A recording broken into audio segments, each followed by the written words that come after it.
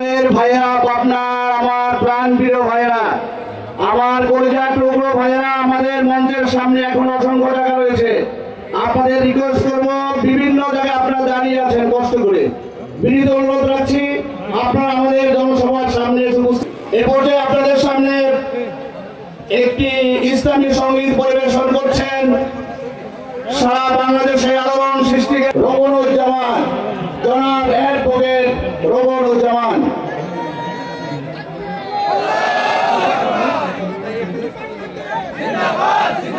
নারায়ে তাকবীর।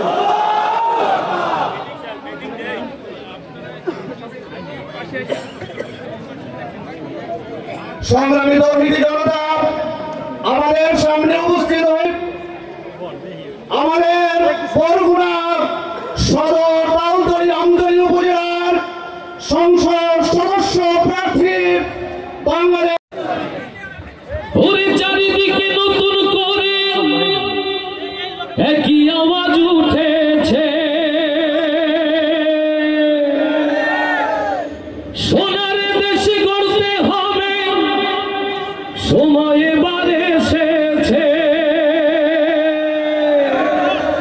তাই তো জেগেছে সবাই, তাই তো জেগেছে সবাই, তাই তো জেগেছে সবাই, তাই তো জেগেছে সবাই, তাই তো জেগেছে সবাই। মাশাআল্লাহ, দেখো সুলতান ভাই নিয়ে এলো দাড়ি পাল্লা।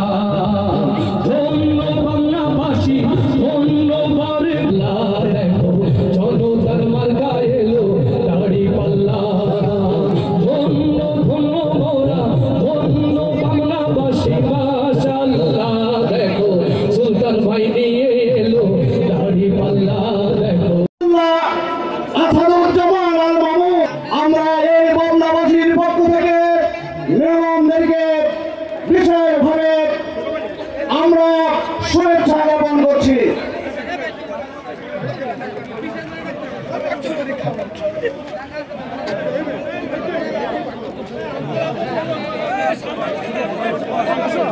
প্রিয় বাংলাবাসী, যারা মাঠের পূর্ব পাশে আছেন, অনুগ্রহ করে আপনারা মাঠের ভিতরে আছেন। আপনাদের জন্য সুন্দর বিছানার ব্যবস্থা করা হয়েছে, আপনারা সবাই মাঠের ভিতরে আছেন। পশ্চিম পাশে যারা আছেন সবাই মাঠের ভিতরে আছেন। আপনাদের করজোড়ে নিবেদন করছি, আপনারা মাঠের ভিতরে আছেন। আপনাদের করজোড়ে বিনতি করছি, আপনারা সকলে মাঠের ভিতরে আছেন।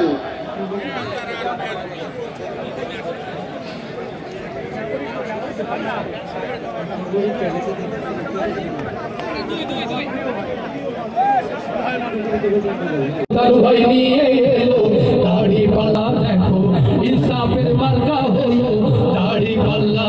দেখো আমাদের সামনে উপস্থিত হয়েছেন বাংলাদেশ জামাত ইসলামী বরগুনা সদর উপজেলা শাখার সংগ্রামী উপজেলা আমির জনাব মাওলানা নুরুল আমিন, জনাব হযরত মাওলানা নুরুল আমিন। আমাদের মাঝে উপস্থিত রয়েছেন বাংলাদেশ জামাত ইসলামী জনাব মাওলানা আব্দুল জলিল। এ পর্যায়ে আপনাদের আগামী দিনের বরগুনা ইসলামী আন্দোলনের কান্ডারি, সাবেক ইসলামী আন্দোলনের নেতা, ইসলামী ছাত্র শিবিরের বরিশাল মহানগরী সম্মানিত সাবেক সভাপতি এবং জামাত ইসলামীর বরগুনা জেলার সংগ্রামী জেলা সেক্রেটারি জনাব আসাদুজ্জামান আল মামুন, জনাব আসাদুজ্জামান আল মামুন আপনাদের সামনে বক্তব্য নিয়ে আসছেন।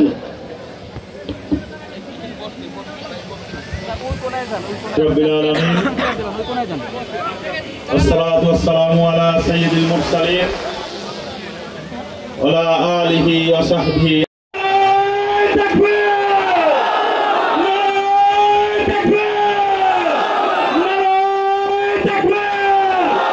বাংলাদেশ জামাত ইসলামীর পক্ষ থেকে, বাংলাদেশ জামাত ইসলামীর পক্ষ থেকে জনাব মামুন স্যারকে জানাই আন্তরিক শুভেচ্ছা ও অভিনন্দন। বাকি জিন্দেগিটুকু আপনি আমাদের সাথে ইসলামীর ধারক বাহক হয়ে পাবনা উপজেলার গণমানুষকে, মুসলমানদের নেতা রাখবেন, এই প্রত্যাশা পাবনার সকলের কাছে ছাত্র ছিলাম, তার জন্য আমার ভালোবাসা আছে। কিন্তু পাবনার মানুষ গত 12 মাসে 14 মাসে যে চিত্র দেখেছে, সে চিত্র আমাকে ব্যথিত করেছে। এই চিত্রের কারণে আমি নানা রকম চিন্তা করেছি, ভেবেছি একটা পরিবর্তন আসা দরকার, একটা পরিবর্তন আনা দরকার। কিন্তু একলা কোনো পরিবর্তন আনার শক্তি আমার কারো নাই। সবাই সমবদ্ধ হতে হবে, ঐক্যবদ্ধ হতে হবে, কিন্তু সবাই সাথে না থাকলে ঐক্যবদ্ধ কে হবে? সেই জন্য চিন্তা করেছি, যা করছে তা তো দেখছি। জাতীয় পার্টি এখন সিনে নাই, দুটো দল আছে বাকি, ইসলামী আন্দোলন এবং জামাত ইসলামী। ভাবছিলাম কোথায় যাব, কি করব, এখনো ভাবছি। এই জন্য ডোবাতলা অনেকে বলেছেন যে ইসলাম যদি এক ইসলামী হয়, অনেক এক ইসলাম যদি কোরআনের অনুসারী হয়, তাহলে এত ইসলাম কেন? আমি ছোট্ট একটা গল্পের মতো বলবো। 1 2 ছেলে 3 ছেলেকে মা বলেছে, তোরা বাজারে যে তেল আর নুন নিয়ে আয়। লবণ আর তেল আনতে পাঠিয়েছে। এক ছেলে বাজারে মনে নাই, জিজ্ঞেস করে নাই কোন তেল, সে দিয়ে নিয়ে এসেছে সরিষার তেল আর লবণ।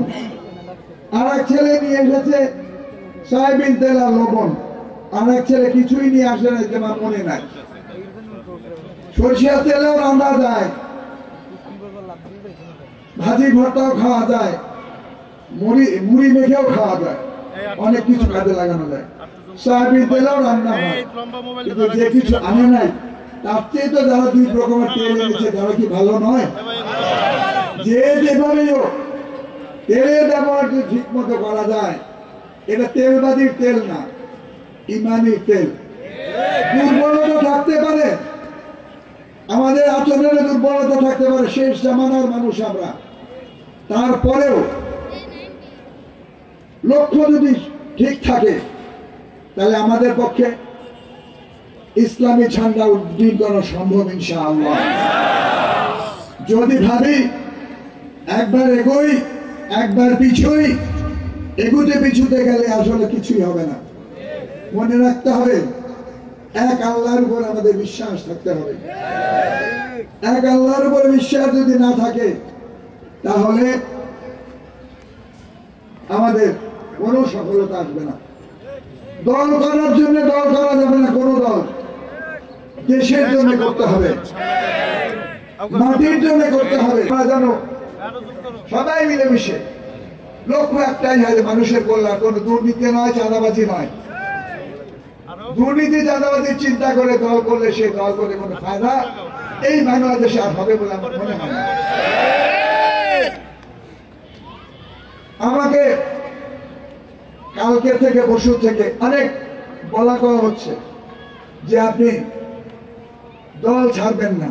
ভাই, আমি তো দলের মিটিংয়ে বলে দিয়েছি আমি বিএনপি ছেড়ে দিয়েছি,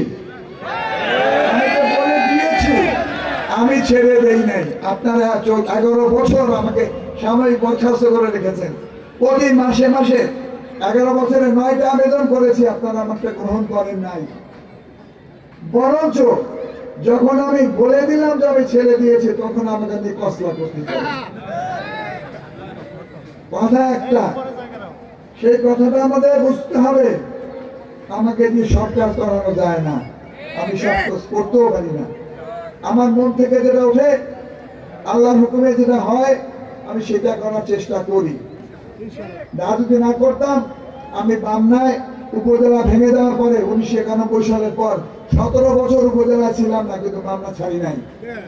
আমি তারপরেও এই 3টা নাম থাকার পরে তারপরে দীর্ঘ সময় পাবনায় আছি, আমি পাবনা ছেড়ে যাই নাই। কারণ আমি পাবনার মানুষকে ভালোবাসি, পাবনার মানুষের জন্য থাকতে চাই, পাবনার মানুষের জুলুমের বিরুদ্ধে কথা বলতে চাই, কিন্তু একলা একলা বলা যায় না। এই জন্যে আমার কথা হচ্ছে, আমাকে যেভাবেই বলা হোক, আমরা হলাম মানুষ। যদি হয়ে থাকি, মানুষ মরবে কিন্তু তার কথা মরবে না। আমি কথা বলবো, আমি আমার ইচ্ছায় কিছুই বলবো না। আল্লাহর রহমত, আল্লাহর ইচ্ছা, আপনাদের মন, আপনারা যেটা চাইবেন আমি সেটা করতে চাইব। আপনারা যদি বলেন কোনো দল করা দরকার নাই, আপনার পাশে আছি, আপনি আমাদের সাথে থাকবেন। আমি আপনাদের সাথে থাকবো, কোনো দল করা দরকার নেই, আমি মেনে নেব। আপনারা যদি বলেন যে ইসলামী দলে অমুক দলে আসেন, আমি হয়তো সেই দলে যাওয়ার চিন্তা করবো, ইনশাআল্লাহ আল্লাহর যদি রহমত থাকে। আপনাদের জবাবের উপর আমার সিদ্ধান্ত হবে। এবং একটা জিনিস মনে রাখতে হবে যে আমরা যে দলই করি, দলটা করব আল্লাহর জন্যে, দলটা করব মানুষের জন্যে, দলটা করব সকলের শান্তির জন্যে, দলটা করব এলাকার উন্নয়নের জন্য, ভাগাভাগি করে খাবার জন্য নয়। কাজেই আপনারা আমাকে সিদ্ধান্ত দেবেন, আপনাদের সিদ্ধান্ত পর দলের নিয়ম অনুযায়ী, দলের নিয়ম অনুযায়ী আমাদেরকে এমন একটা কাজটা করতে হবে, যে দলে যাব আমাদের বিশ্বাস করতে হবে দেশের শান্তি শৃঙ্খলা ন্যায় বিচার প্রতিষ্ঠার জন্য,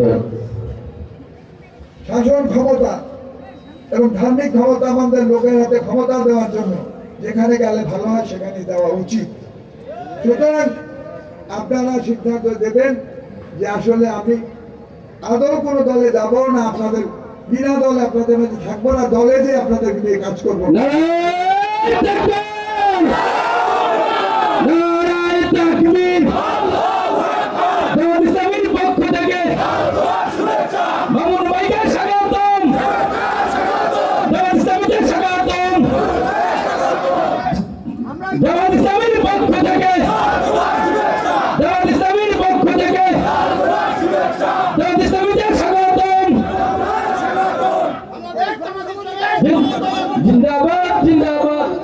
পাবনা উপজেলা কর্তৃক আয়োজিত আজকের এই বিশাল জনসভার সম্মানিত সভাপতি, সম্মানিত প্রধান অতিথি, অন্যান্য নেতৃবৃন্দ এবং আমার প্রাণ প্রিয় পাবনা উপজেলার সর্বস্তরের জনগণ, আসসালামু আলাইকুম ওয়া রাহমাতুল্লাহি ওয়া বারাকাতুহু।